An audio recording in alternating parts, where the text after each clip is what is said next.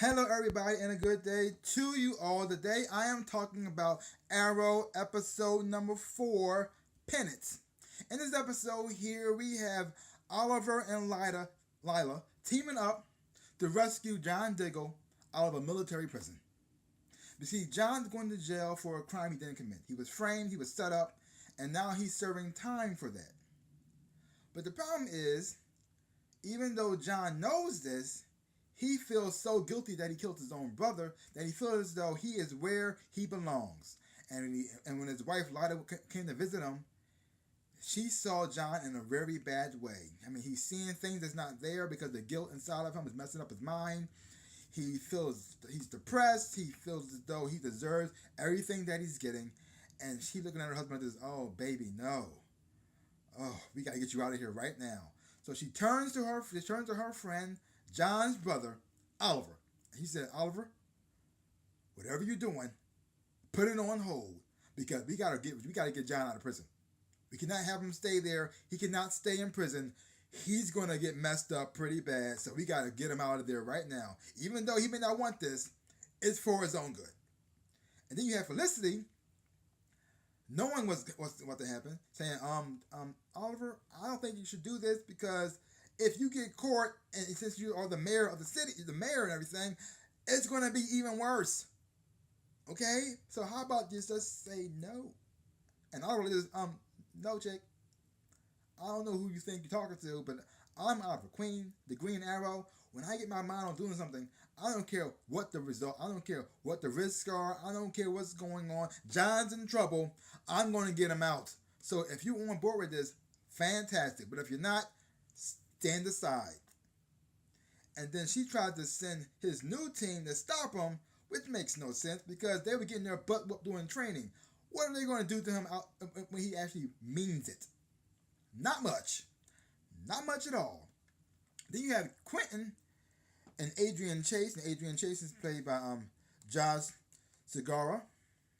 And they're teaming up to try to stop Tobias Church from sending out his plan because they're trying to deliver something to the police in their I guess you could in the storage facility. Make sure it gets there safely, so Tobias Church won't get it.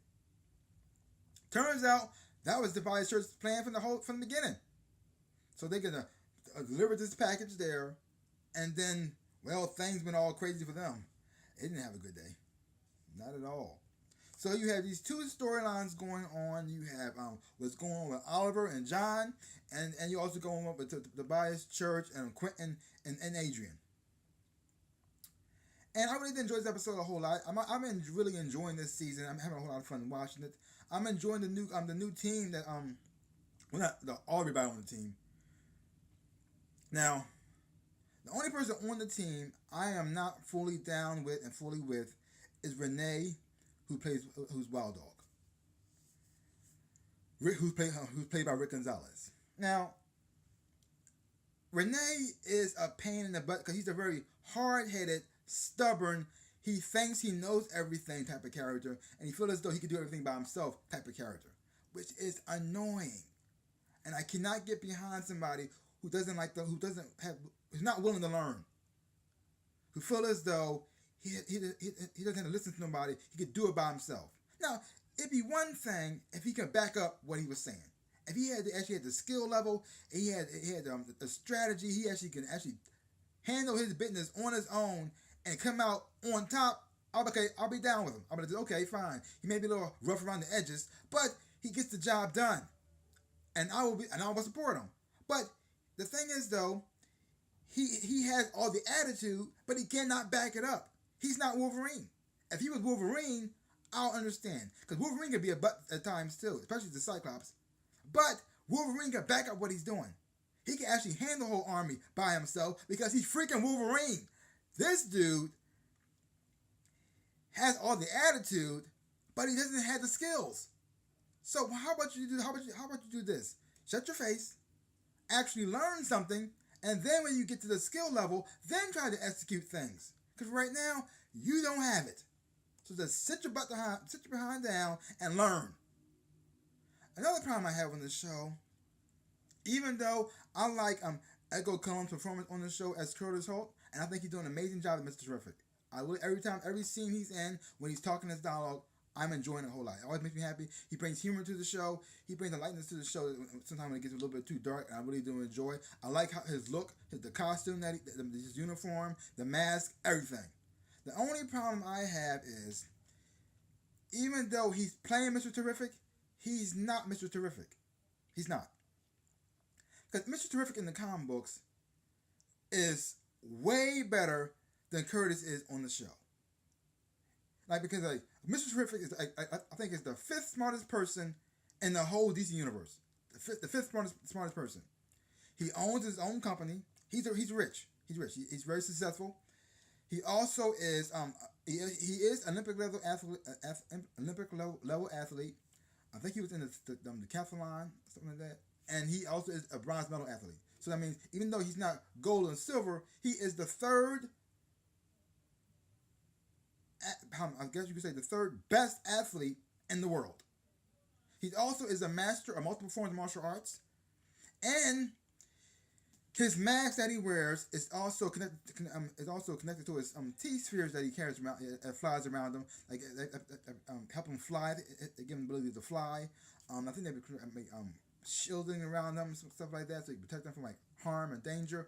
I mean, it can do a multiple thing, hack into inside of computer systems and stuff like that. Give him information inside of his mask, so he can speak to them and understand what's going on. I mean, and his mask itself is also computerized, that makes him invisible to cameras. Cameras can't pick him up. He could just walk into a room; it won't even see him, because his mask has a way to camouflage him and blank him out and makes him invisible to all cameras, which is awesome. So knowing what he can do and what he's capable of, and then seeing Curtis that he's not living up to that potential at all, kind of bothers me a little bit, because they keep mentioning that he's Olympic level athlete all the time, but when they say it, they people are making fun of him about it because he's not capable of doing all the physical traits he should be able to do, especially since he's an Olympian. Being an Olympian, you have to be the best of the best of the best just to make it to the Olympics. And then to win a medal, oh my gosh, you got to be really good. So he should be way more physically advanced than they are. Heck, he should be better than Oliver. Physically. But he's not that character. I mean, yes, he is smart. And the things he can do just on a mental level is amazing. I mean, he's like I said, he's the fifth smartest person in the world. He can speak multiple languages. He's excellent with tech, and he has multiple degrees in all different subjects. So many to name. It's amazing. He's superhuman without being superhuman.